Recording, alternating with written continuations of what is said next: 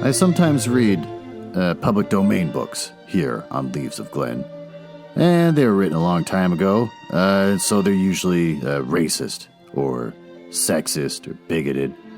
But in there somewhere and all that is a story, and that's why those stories are famous. Other times, I read works from independent authors, and they're delightfully not racist, but they might have adult language or adult situations. So that's your warning, but I'm sure you are grown up enough to handle it. Don't write to me complaining.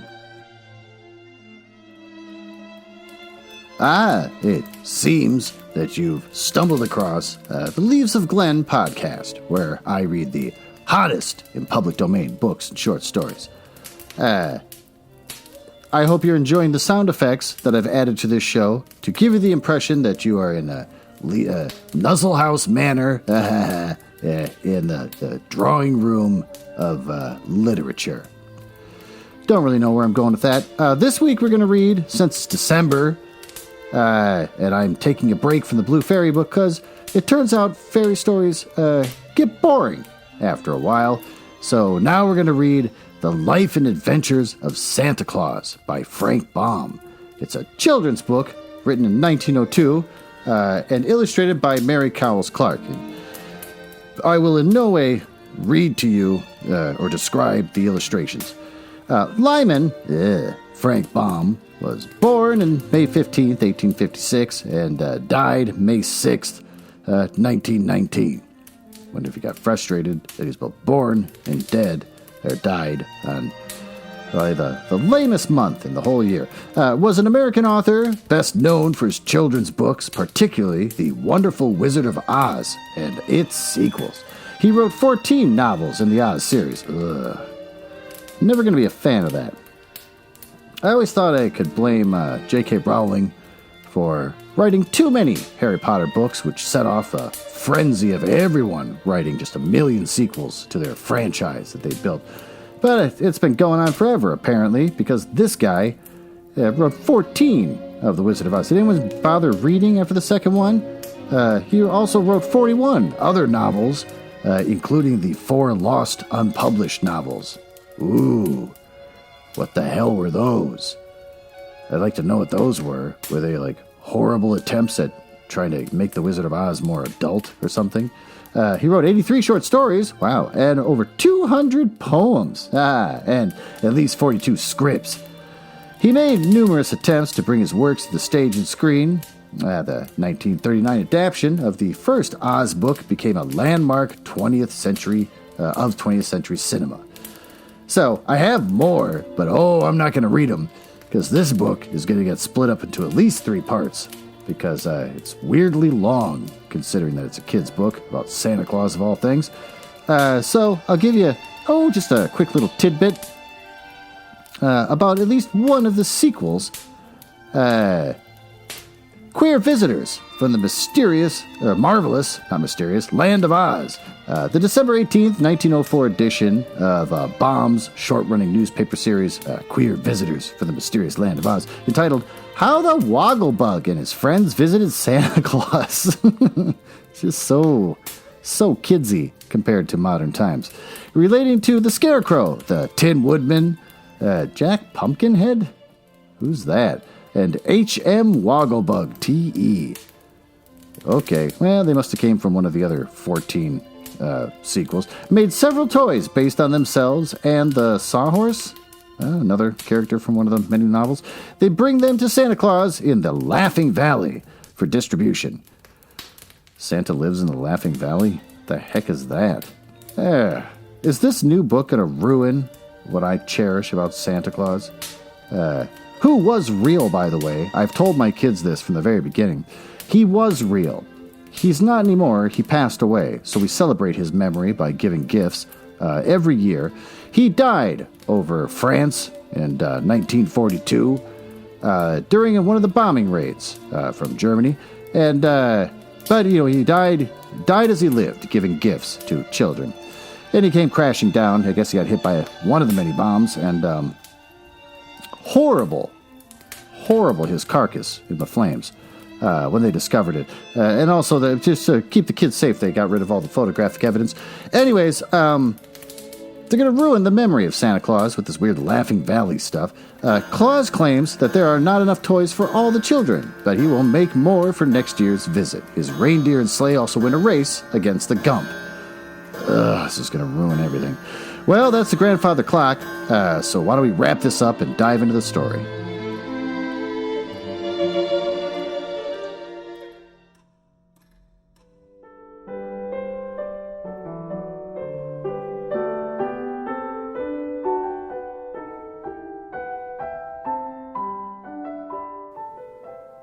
The Life and Adventures of Santa Claus by L. Frank Baum. The first of 3 sections that we'll be reading in this series is Youth. Chapter 1 of Youth, Bursey. Have you heard of the great forest of Bursey? Well, Nurse used to sing of it when I was a child. She sang of the big tree trunks, standing close together with their roots intertwining below the earth and their branches intertwining above it, of their rough coating of bark and queer gnarled limbs, of the bushy foliage that roofed the entire forest, save for the sunbeams found a path through which to touch the ground in little spots and to cast weird and curious shadows over the mosses, the lichens and the drifts of dried leaves. Now, the forest of Bursey is mighty and grand, and awesome to those who steal beneath its shade. Coming from the sunlit meadows into its mazes, it seems at first gloomy, and then pleasant, and then afterward filled with never-ending delights. For hundreds of years it has flourished in all its magnificence, the silence of its enclosure unbroken, save by the chirp of busy chipmunks, the growl of wild beasts, and the songs of birds. Yet Bursey has its inhabitants. For all this, nature peopled it, in the beginning, with fairies, nooks, riles, and nymphs. And as long as the forest stands, it will be a home, a refuge, and a playground to those sweet immortals who revel undisturbed in its depths. Civilization has never yet reached Bursey. Will it ever, I wonder? Part 2. The Child of the Forest. Once, so long ago our great-grandfathers could scarcely have heard it mentioned, there lived within the great forest of Bursey a wood-nymph named Necile. She was closely related to the mighty queen Zerline, and her home was beneath the shade of a wide-spreading oak. Once every year on a budding day, when the trees put forth their new buds, Necile held the golden chalice of Ak, that's it, A-K, Ak, to the lips of the queen, who drank therefrom to the prosperity of the forest. So you see, she was a nymph of some importance, and moreover, it was said that she was highly regarded because of her beauty and grace. When she was created, she could not have told Queen Zerline, could not have told the great Ak himself, could not have told. It was long ago, when the world was new and nymphs were needed to guard the forests and to minister to the wants of the young trees. Then, on some day, not remembered, Necile sprang into being, radiant, lovely, straight and slim, as the sapling was created to guard. Her hair was the color that lines a chestnut burr. Her eyes were blue in the sunlight and purple in the shade. Her cheeks bloomed with the faint pink that edges the clouds at sunset. Her lips were a full red, pouting and sweet. For costume, she adopted oak leaf green. All the wood nymphs dress in that color, and no others so desirable. Here's a fetishist. Her dainty feet were sandal-clad, while her head remained bare of covering, other than her silken tresses. Necile's duties were few and simple. She kept hurtful weeds from growing beneath her trees and sapping the earth food required by her charges. She frightened away the gadgulls. This is getting ridiculous. Who took evil delight in flying against the tree trunks and wounding them so that they drooped and died from the poisonous contact. In dry seasons, she carried water from the brooks and pools and moistened the roots of her thirsty dependents. That was in the beginning. The weeds had now learned to avoid the forests where the wood nymphs dwelt. The loathsome gadgulls no longer dared come nigh. The trees had become old and sturdy and could bear the drought better than when fresh sprouted. So, the seal's duties were lessened, and time grew laggard, while succeeding years became more tiresome and uneventful than the nymph's joyous spirit loved. Truly the forest dwellers did not lack amusement. Each full moon they danced in the royal circle of the queen. And there were also the Feast of Nuts, the Jubilee of Autumn Tintings, and solemn ceremony of leaf shedding, and the revelry of budding day. But these periods of enjoyment were far apart, and left many weary hours in between. That a wood nymph should grow discontented was not thought of by Nasil's sisters. It came upon her only after many years of brooding. But when once she had settled in her mind that her life was irksome, she had no patience with her condition and longed to do something of real interest and to pass her days in ways hitherto undreamed by the forest nymphs. The law of the forest alone restrained her from going forth in search of adventure. While this mood lay heavy upon pretty Nasil, it chanced that the great Ak visited the forest of Burzy and allowed the wood nymphs, as was their wont, to lie at his feet and listen to the words of wisdom that fell from his lips. Oh, so he's like a cult leader. That's cool. Ak is the master woodsman of the world. Now, here we go. Yeah, he's talking big about himself. He sees everything and knows more than the sons of men. Oh, than Jesus? Boy. That night he held the queen's hand, for he loved the nymphs as a father loves his children. Clearly, it's a cult. And Nasil lay at his feet with many of her sisters and earnestly hearkened as he spoke. We live so happily, my fair ones, in our forest glades, said Ak, stroking his grizzled beard thoughtfully, that we know nothing of the sorrow and the misery that fall to the lot of those poor mortals who inhabit the open spaces of the earth. They're not of our race. Oh, he's racist. It is true, yet compassion well befits beings so fairly favored as ourselves. Often, as I pass by the dwelling of some suffering mortal, I am tempted to stop and banish the poor thing's misery. Yet suffering in moderation is the natural lot of mortals, and it is not our place to interfere with the laws of nature.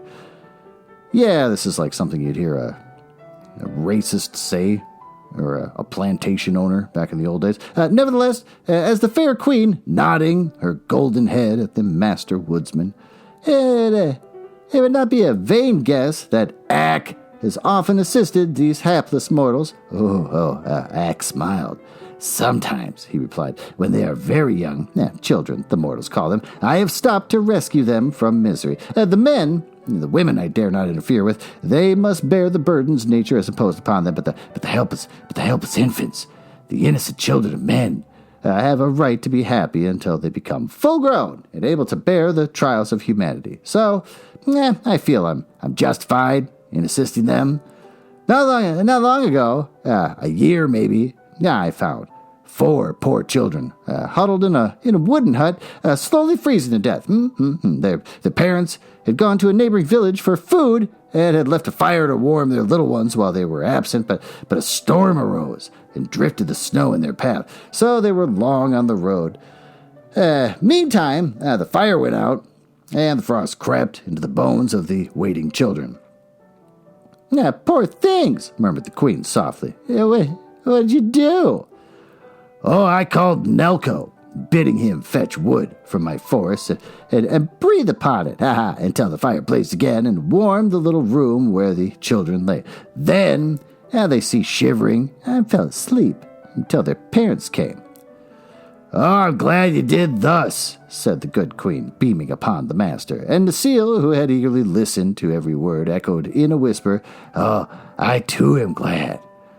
"And this very night," continued Ak, "as I came to the edge of Bursey, I heard a feeble cry, which I judged as a human infant.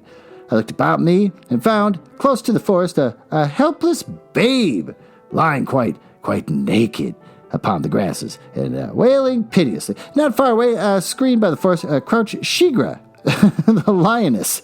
So many fake names just being thrown at us. How are we supposed to keep up? Intent upon devouring the infant for her evening meal. "What did you do, Ak?" asked the queen breathlessly. "Oh, not much, being in a hurry to greet my nymphs. But I commanded Shigra to lie close to the babe and give it her milk to quiet its hunger. And I told her to send word throughout the forest to all beasts and reptiles that the child should not be harmed." "I'm glad you did thus," said the good queen again, in a tone of relief, but this time the seal did not echo her words, for the nymph, filled with a strange resolve, had suddenly stolen away from the group. What they didn't notice, swiftly her lithe form darted through the forest paths until she reached the edge of mighty Bursey, and when she paused to gaze curiously about her, never until now had she ventured so far, for the law of the forest had placed the nymphs in its inmost depths. And the seal knew she was breaking the law, but the thought did not give pause to her. Her dainty feet, pervert. She had decided to see her with her own eyes, this infant Ak had told of, for she had never yet beheld a child of man. All the immortals were full grown. There are no children among them. Peering through the trees, Necile saw the child laying on the grass, but now it was sweetly sleeping, having been comforted by the milk drawn from Shigra. It was not old enough to know what peril means. If it did not feel hunger, it was content. Softly, the nymph stole to the side of the babe and knelt upon the sward. What's a sward? Well, thanks to the Kindle, we'll find out what a sward is. It's an expanse of short grass. There you go. Her long robe of rose leaf color spreading about her like a gossamer cloud. Her lovely countenance expressed curiosity and surprise, but most of all, a tender, womanly pity. The babe was newborn, chubby and pink. It was entirely helpless, while the nymph gazed at the infant, opened its eyes, smiled upon her, and stretched out two dimpled arms. In another instant, Necile had caught it to her breast and was hurrying with it through the forest paths. Number 3, the adoption. The master woodsman suddenly rose with knitted brows. "There's a strange presence in the forest," he declared. And then the queen and her nymphs turned and saw standing before them Necile with the sleeping infant, clasped tightly in her arms, a defiant look in her deep blue eyes. And thus, for a moment, they remained, the nymphs filled with surprise and consternation, but the brow of the master woodsman gradually clearing as he gazed intently upon the beautiful immortal who had willfully broken the law. Then the great Ak, to the wonder of all, laid his hands softly on Necile's flowing locks and kissed her on her fair forehead. "For the first time within my knowledge," said he gently, "a nymph has defied me and my laws. Yet in my heart I can find no word of chiding. What's your desire, Necile?" "Let me keep the child," she answered, beginning to tremble and falling on her knees in supplication. "Here, in the forest of Bursey, where the human race has never yet penetrated?" questioned Ak. "Here, in the forest of Bursey," replied the nymph boldly, "is my home, and I am weary for lack of occupation." Oh, so this is all just because she's bored, like they said earlier. "Let me care for the babe!" exclamation point. "See how weak and helpless it is. Surely it cannot harm Bursey, nor the master woodsman of the world!" exclamation point. "But the law, child, the law!" exclamation point, cried Ak sternly. The law is made by the master woodsman, returned Necile. If she bids me care for the babe, he himself is saved from death. Who in all the world dare oppose me? Queen Zerline, who had listened intently to his conversation, clapped her pretty hands gleefully at the nymph's answer. You are fairly trapped, O Ack, she exclaimed, laughing. Now I pray you, give heed to Necile's petition. The woodsman, as was his habit when in thought, stroked his grizzled beard slowly. Then he said, she shall keep the babe, and I will give it my protection. But I warn you, all, as this is the first time I have relaxed the law, so shall it be the last time. Nevermore, to the end of the world, shall a mortal be adopted by an immortal. Otherwise, would we abandon our happy existence for one of trouble and anxiety? A good night, my nymphs! Exclamation point. Then Ack was gone from their midst, and Necile hurried away to her bower to rejoice over her newfound treasure. Part 4. Claus. Another day found Necile's bower the most popular place in the forest. The nymphs clustered around her, and the child that lay asleep in her lap, with expressions of curiosity and delight, nor were they wanting in praises for the great Ack's kindness in allowing Necile to keep the babe and to care for it. Even the queen came to peer into the innocent childish face and hold a helpless chubby fist in her own fair hand. What you call him, Necile? She asked, smiling. He must have a name, you know. Let him be called Claus, answered Necile. For that means a little one. Does it? Rather let him be called Neck Claus, returned the queen, for that will mean Necile's little one. Well, I'm sure she doesn't appreciate that. She just named the kid right in front of everyone, and then all of a sudden this jerk's like, join your names. Like a Mormon family. And the nymphs clapped their hands in delight, and Claus became the infant's name, although Necile loved best to call him Claus. And in after days, many of her sisters followed her example. Necile gathered the softest moss in all the forest for the Claus to lie upon, and she made his bed in her own bower. Of food, the infant had no lack. The nymphs searched the forest for bell udders, gross, which grow upon the goa tree, and when opened are found to be filled with sweet milk. And the soft-eyed does willingly give a share of their milk to support the little stranger, while Shigra, the lioness, often crept stealthily into Necile's bower and purred softly as she lay beside the babe and fed it. So the little one flourished and grew big and sturdy day by day, while Necile taught him to speak and to walk and to play. His thoughts and words were sweet and gentle, for the nymphs knew no evil and their hearts were pure and loving. He became the pet of the forest, for Ack's decree had forbidden beast or reptile to molest him. He walked fearlessly wherever his will guided him. Presently, the news reached the other immortals that the nymphs of Burzy had adopted a human infant, and that the act had been sanctioned by the great Ack. Therefore, many of them came to visit the little stranger, looking upon him with much... I feel like I'm reading the same thing again.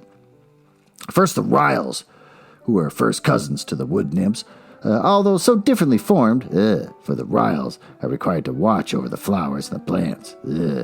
As the nymphs watch over the forest trees, they search the wide world for the food required by the roots of the flowering plants, while the brilliant colors possessed by the full-blown flowers are due to the dyes placed in the soil by the Riles. Well, we're getting into insider information here that's not that interesting unless you're a plant feeder like the Riles, which are drawn through the little veins in the roots, here we're still going, in the body of the plants as they reach maturity. The Riles are a busy people, for their flowers bloom and fade continually. But they are merry and light-hearted, and are very popular with the other immortals. Next came the Nooks, whose duty it was to watch over the beasts of the world, both gentle and wild, and The Nooks had a hard time of it, since many of the beasts are ungovernable and rebel against restraint. But they know how to manage them, after all, and will find that certain laws of the Nooks are obeyed by even the most ferocious animals. Their anxieties made the Nooks look old and worn and crooked. And their natures are a bit rough from associating with the wild creatures continually, yet they are most useful to humanity and to the world in general, as their laws are the only laws the forest beasts recognize except those of the master woodsman. Then there are the fairies, which you already know about, the guardians of mankind, who were much interested in the adoption of Claus because their own laws forbade them to become familiar with their human charges. Why does this feel boring? It shouldn't be, but it sounds like it. There are instances on record where the fairies have shown themselves to human beings, and they have even conversed with them, but they are supposed to guard the lives of mankind unseen and unknown. And if they favor some people more than others, it is because they have won such distinction fairly, as the fairies are very just and impartial. But the idea of adopting a child of men had never occurred to them, because it was in every way opposed to their laws, so their curiosity was intense to behold the little stranger adopted by Necile and her sister nymphs.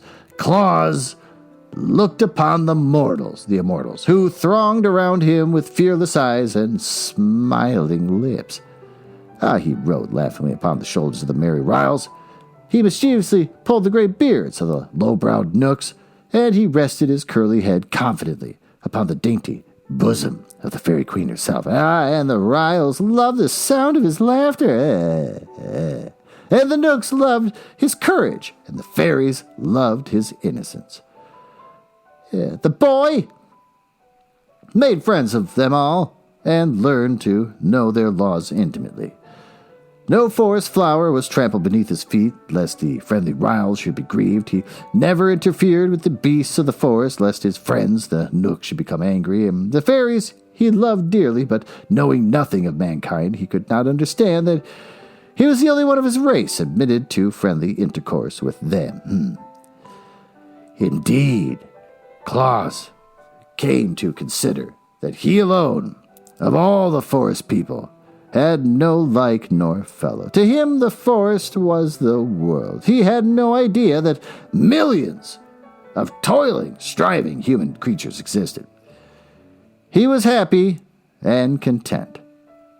And there's a little subscript here that says, some people have spelled his name Nicholas and others Nicholas, which is the reason that Santa Claus is still known in some lands as Saint Nicholas. But of course, Nicholas is his right name, and Claus, the nickname given to him by his adopted mother, the fair nymph Necile.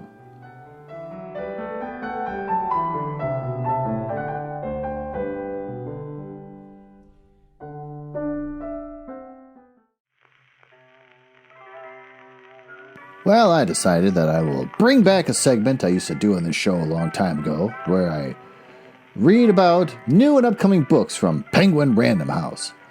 Why I stopped, I don't know. I assume out of laziness. But I'm bringing it back. And I thought, maybe I need a theme. I'm just not going to read about any dumb new book that's coming out from them. Maybe I should pick a theme. And I thought, I'm single. I don't know if you could tell. Maybe I'll read about up-and-coming romance novels. So that's what the hell this is. So picture, if you will, you're dating me. And you're laying down in your bed at the end of a long day, and I curl up next to you with my pear shape and bark at you about new romantic books that are coming out next month. Like Shadow of the Night. It's a movie tie-in, it says in parentheses. It's a novel by Deborah Harkness. It's the #1 New York Times best-selling sequel. Everything seems to be a #1 New York Times best-selling something or another. What can you write that doesn't become a New York Times best-selling novel? A Discovery of Witches, book 2 of the All Souls series, and now the basis for Season 2 of A Discovery of Witches, coming soon to Sundance, Now, and Shudder. Picking up from A Discovery of Witches cliffhanger ending, Shadow of Night takes reluctant witch Diana Bishop and vampire geneticist Matthew Claremont on a trip through time to Elizabethan London, where they are plunged into a world of spies, magic, and a coterie of Matthew's old friends. Well, that must be annoying. The School of Night, as the search for Ashmole 782, the most an enchanted manuscript whose mystery pulled Diana and Matthew into another orbit, deepens as Diana seeks out a witch to tutor her in magic. The net of Matthew's past tightens around them, and together they find they must embark on a very different and vastly more dangerous journey. The quote at the bottom being a captivating and romantic, ripping yarn. Shadow of Night confirms Deborah Harkness is a master storyteller, able to cast an addictive tale of magic, mayhem, and two lovers. From E.L. James? Isn't he an author? He's dead. From the Chicago Tribune. You want to read a little praise? Sure, why not?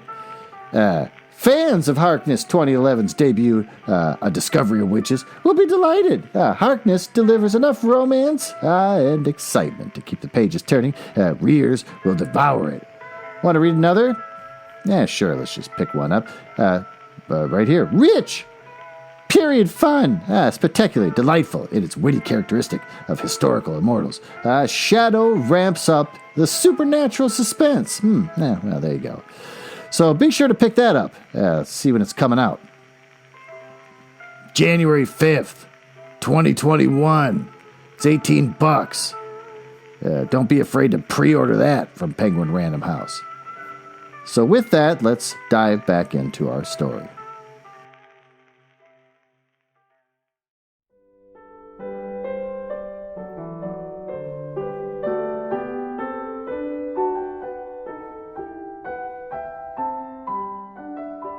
Part 5, the Master Woodsman. Years pass swiftly in Burzee, for the nymphs have no need to regard time in any way. Even the centuries make no change in the dainty creatures. Ever and ever they remain the same, immortal and unchanging. Sounds boring as hell. Well, one of them take up yoga or something. Branch out a little bit. Branch. I made a joke. A tree nymph joke. Claus. I want to say Klaus really bad. Claus, however, being immortal... I'm screwing this whole thing up. Claus, however, being mortal, grew to manhood day by day.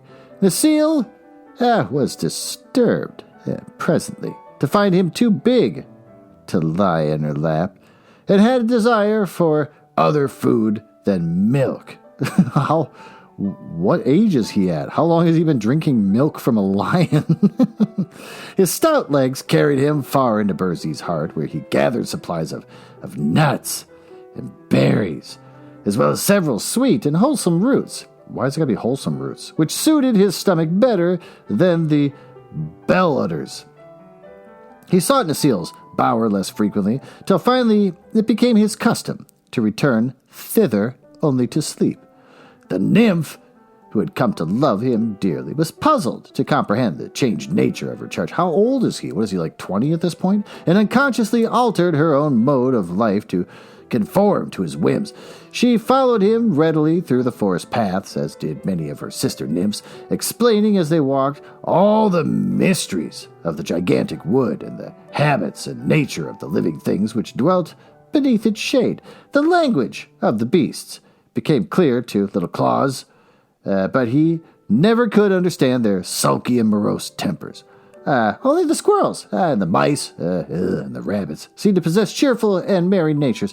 Yet would the boy laugh when the panther growled and stroked the bear's glossy coat, while the creature snarled and bared his teeth menacingly. The growls and snarls were not for Claus. He well knew, so what did they matter? He could sing the songs of the bees, recite the poetry of the wood flowers, and relate the history of every blinking owl in Burzee. He helped the Ryls to feed their plants and the Knooks to keep order amongst the animals. The little immortals regarded him as a privileged person. Ooh, are they bitter, being especially protected by the Queen Zerline and her nymphs, and favored by the great Ack himself? One day, the master woodsman came back to the forest of Brzee and had visited, in turn, all his forests throughout the world, and they were many and broad. Not until he entered the glade where the queen and her nymphs were assembled to greet him did Ak remember the child had permitted Necile to adopt. Then he found, sitting familiarly in the circle of lovely immortals, a broad-shouldered, stalwart youth who, when erect, stood fully as high as the shoulder of the master himself. Ak paused, silent and frowning, to bend his piercing gaze upon Claus.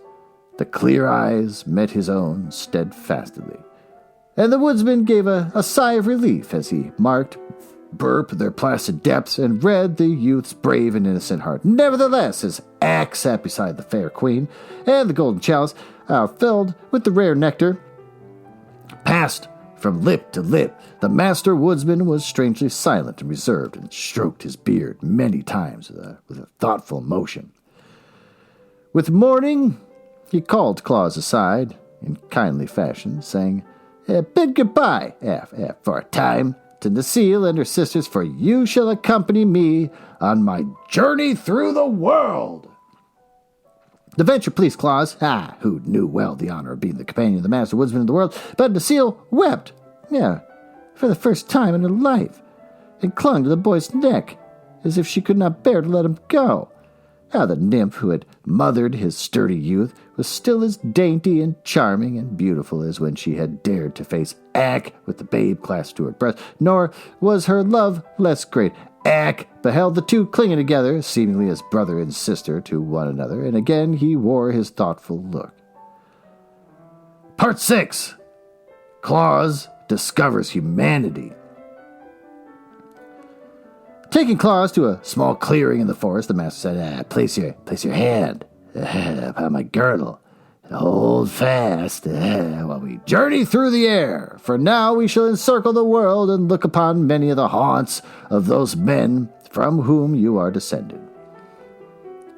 These words caused Claus to marvel, for until now he had thought himself the only one of his kind upon the earth, yet in silence he grasped firmly the girdle of the great Ak, his astonishment forbidding speech. Then the vast forest of Brzee seemed to fall away from their feet, and the youth found himself pressing swiftly through the air at a great height. Ere long there were spires beneath them, while buildings of many shapes and colors met their downward view. It was a city of men, and Ak, pausing to descend, led Claus to its enclosure. Said the master, so long as you hold fast to my girdle, you'll remain unseen by all mankind. Though seeing clearly yourself, to release your grasp will be to separate yourself forever from me and your home in Brzee. That's a weird condition to give a 20-year-old. One of the first laws of the forest is obedience, and Claus had no thought of disobeying the master's wish. He clung fast to the girdle and remained invisible. Thereafter, with each moment passed in the city, the youth's wonder grew. He, who had supposed himself created differently from all the others, now found the earth swarming with creatures of his own kind. "Indeed," said Ak, "the immortals are few, but the mortals are many." Claus looked earnestly upon his fellows. There were sad faces, gay and reckless faces, pleasant faces, anxious faces, and kindly faces, all mingled in puzzling disorder. Some worked at tedious tasks, some strutted in impudent conceit, some were thoughtful and grave, while others seemed happy and content. Men of many natures were there, as everywhere, and Claus found much to please him and much to make him sad. But especially, he noted the children. First, curiously, then eagerly, then lovingly. Ragged little ones rolled the dust in the streets, playing with scraps, pebbles. Who plays with pebbles? Other children, gaily dressed, were propped upon cushions and fed with sugar plums. Yet the children of the rich were not happier than those playing with the dust and the pebbles, it seemed to Claus. Childhood is the same of man's greatest content, said Ak, following the youth's thoughts. "'Tis during these years of innocent pleasure that the little ones are most free from care." "Tell me," said Claus, "why do all these babies fare alike?" Because they are born in both cottage and palace," returned the master. The difference in the wealth of the parents determines the lot of the child. Some are carefully tended and clothed in silks and dainty linen. Others are neglected and covered with rags. Yet all seem equally fair and sweet," said Claus thoughtfully. "While they're babies, yes," agreed Ack. "Their joy is in being alive, and they do not stop to think. After years, the doom of mankind overtakes them, and then they find that they must struggle and worry and work and fret to gain the wealth that is so dear to their hearts of men. Such things are unknown in the forest where you were reared." Claus was silent for a moment, and then he asked, "Why was I reared in the forest, among those who are not my race?" Here we go. Then Ack, in gentle voice, told him the story of his babyhood. How he had been abandoned, we already know this, at the forest's edge and left prey to the wild beasts, and how the loving nymph Necile had rescued him and brought him to the manhood under the protection of the immortals. "Yet I'm not of them," said Claus, musingly. Not of them," returned the woodsman. The nymph who cared for you as a mother seems now like a sister to you. Probably not really. He's always going to see her as a mom. By and by, when you grow old and gray, she'll seem like a daughter. This is getting weird. And yet another brief span, and you will be but a memory, while she remains Necile. Then why, if man must perish, is he born?" demanded the boy. "Burp, everything perishes except the world itself and its keepers," answered Ack. "But while life lasts, everything on earth has its use. The wise seek ways to be helpful to the world, for the helpful ones are sure to live again."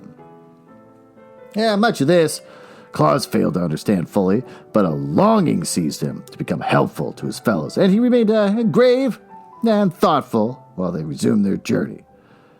They visited many dwellings of men in many parts of the world, watching farmers toil in the fields, warriors dash into cruel fray, and merchants exchange their goods for bits of white and yellow metal. And everywhere the eyes of Claus sought out the children in love and pity, for the thought of his own helpless babyhood was strong within him, and he yearned to give help to the innocent little ones of his race, even as he had been succored.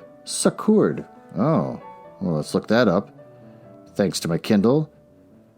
It is pronounced Secker, assistance support in times of hardship. All right. He's been succored by the kindly nymph.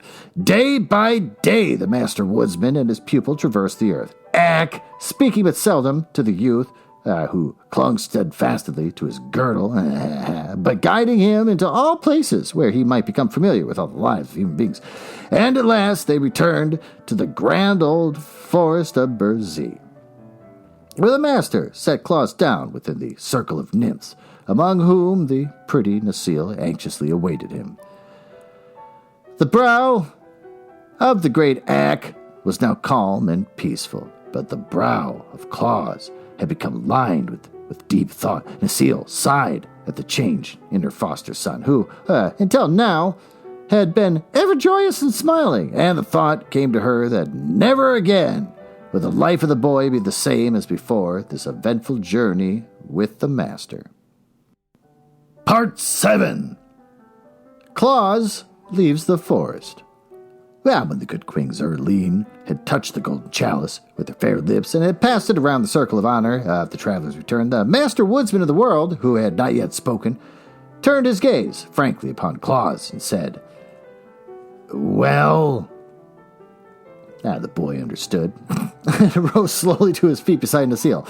Once only his eyes passed around the familiar circle of nymphs, every one of whom he remembered as a loving comrade, but tears came unbidden to dim his sight. So he gazed thereafter steadfastly at the master. I've been ignorant," said he simply, "until the great Ack, in his kindness, taught me who and what I am. You, who live, so sweetly in your forest bowers, ever fair and youthful and innocent, are no fit comrades for a son of humanity. For I have looked upon man, finding him doomed to live for a brief space upon earth, to toil for the things he needs, to fade into old age, and then to pass away as the leaves in autumn. Yet every man has his mission, which is to leave this world better, in some way than he found it. I am of the race of men, and man's lot is my lot, for your tender care of the poor, forsaken babe you adopted, as well as for the loving comradeship, I can't say that. During my boyhood, my heart will ever overflow with gratitude. My foster mother, here, he stopped and kissed Nasiel's white forehead. I shall love and cherish while life lasts. I just like the idea of, in the middle of a speech, you mention someone and then just turn and kiss their head and then go back to your big speech. I shall love and cherish while life lasts, but I must leave you to take my part in the endless struggle of which humanity is doomed, and to live my life in my own way. What will you do? Asked the queen gravely. I must devote myself to the care of the children of mankind, and try to make them happy, he answered. Since your own tender care of a babe brought me to happiness and strength, it is just and right that I devote my life to the pleasure of other babes. Thus will the memory of the loving nymph Nasiel be planted within the hearts of thousands of my race, here we go, for many years to come, and her kindly acts be recounted in song and in story while the world shall last. Have I spoken well, master? Oh, you've spoken well, returned Ak, and rising to his feet, he continued, Yet one thing must not be forgotten. Having been adopted as a child of the forest, and the playfellow of the nymphs, you have gained a distinction for which forever separates you from your kind. Therefore, when you go forth into the world of men, you shall retain the protection of the forest, and the powers you now enjoy will remain with you to assist you in your labors. In any need, you may call upon the nymphs, the riles, the nooks, and the fairies, and they will serve you gladly. I, the master woodsman of the world, have said it, and my word is law. I should do that with my kids in the house more often. Like, I am the master house owner, and my word is law. Claus looked upon Ak with grateful eyes. This will make me mighty among men, he replied. Protected by these kind of friends, I'll be able to make thousands of little children happy, which isn't creepy or suspicious. I will try very hard to do my duty, and I know the forest people will give me their sympathy and help. We will, said the fairy queen earnestly. No, we will, cried the merry Riles, laughing. I see where this is going. We're going to do this like 9 more times.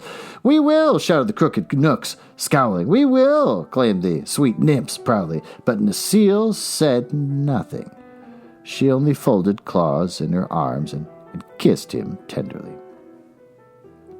The world is big, continued the boy, but turning again to his loyal friends. But men are everywhere, and I shall begin my work near my friends, so that if I meet with misfortune, I can come to the forest for counsel or help. With that, he gave them all a loving look and turned away. There was no need to say goodbye, for him the sweet and wild life of the forest was over. He went forth bravely to meet his doom, the doom of the race of man, the necessity to work and worry. But Ak, who was the boy's heart, was merciful and guided his steps. Coming through Burzee to its eastern edge, Claus reached the laughing valley of Ho-Ha-Ho. This is ruining the true and he really existed memory of Santa Claus. Ho-Ha-Ho, Ho-Ha-Ho. On each side were rolling green hills, and a brook wandered midway between them to the wind afar, off beyond the valley. At his back was the grim forest. At the far end of the valley was a broad plain. The eyes of the young man, which had until now reflected the grave thoughts, became brighter as he stood silent, looking out upon the laughing valley. Then, on a sudden, his eyes twinkled. as stars do on a still night, and grew merry and wide. For at his feet the cowslips and daisies smiled on him in a friendly regard. The breeze whistled gaily as it passed by and fluttered the locks on his forehead. The brook laughed joyously as it leapt over the pebbles and swept around the green curves of the banks. The bees sang sweet songs as they flew from the dandelion daffodil. The beetles chirruped. Beetles chirrup happily in the long grass, and the sunbeams glinted pleasantly all over the scene. "Here," cried Claus, stretching out his arms as if to embrace the valley, "will I make my home." That was many, many years ago. It has been his home ever since. It's his home now. Well, so ends that. The next section is manhood that I'll read next week.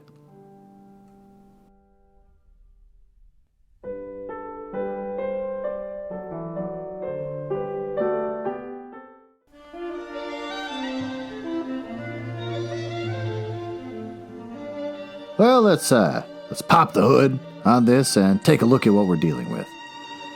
We got a nymph who got bored.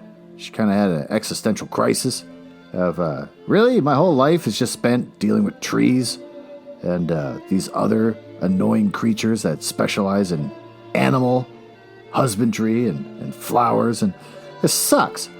And then they all have to worship at the feet of this cult leader, who basically claims to be a type of wood Jesus. And then he mentions, there's a baby over on the edge of the woods. Kind of weird. I told a lion to breastfeed it. And so then the nymphs get all worked into a lather. One of them takes off and grabs that baby and says, "I'm its mom now because I have nothing else in my life of purpose to distract me from the endless toil of caring for trees." If anything, this reflects pretty well on the condition that we all feel, which is really, especially when you're middle-aged, like myself, you're like, oh, this is my life. I get married, some, as I did, get divorced, and then I have kids that I'm just a dad now, and I have to have a job, and then I eventually die. Being a dad's kind of nice. My kids are nice. I like to think I'm important to them. Probably not. But beyond that, is that it? What about me? What do I get to have something that I force an animal to breastfeed? I want that. So eventually, the thing becomes 20 years old and is kind of a jerk, running around, doing his own thing, laughing at animals all the time. Look at that panther. He wants to kill me, but he can't, because the cult leader won't let him. I'm sure people in cults have experienced that to some degree.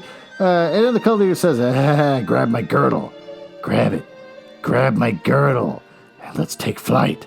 So then they fly around, they see man, and then he comes back, sadder and wiser Claus. World weary. And he says, there's a lot of talk about race. That was disturbing. And then he basically says, I'm going to set out to still be better than the average guy, but I'm one of them, but I'm still better than them. But I'm one of them. I'm still better than them, but I'm going to help them because I'm one of them. And so then he goes to the Ha-Ha-Ho Valley, or whatever the hell it's called, and Laughing Valley, and then that's it. He stands there and says, this is my home, whatever that's supposed to mean. What's good about this story? I guess it's nice to fantasize about a real person that actually existed who died in 1942 over France during a bombing. But I'd rather know the real story of him. I'm sure it's darker and weirder, and probably, just like this story, involves a lot of foot fetishes. What sucks? Well, they made up a whole story about a real guy that died in 1942 over France during a bombing. What do we learn? What do we take away from this? Well, it's okay to fantasize about people. No one fantasizes about a fake life of Ryan Gosling. No one fantasizes about a false origin story of Minneapolis' own Prince. We just tell the real stories to them because that's all we need to know. What they do their end result as an adult in their films or music is good enough. We don't need to make up a story. This author decided, I'm going to make up a story about a real man that existed that died in 1942 over France during a bombing. So, with that, next week we're going to read the second half of this book, which will be longer and probably more frustrating for a man like myself that idolizes Santa Claus. Thanks for listening, and enjoy this next pre-recorded segment.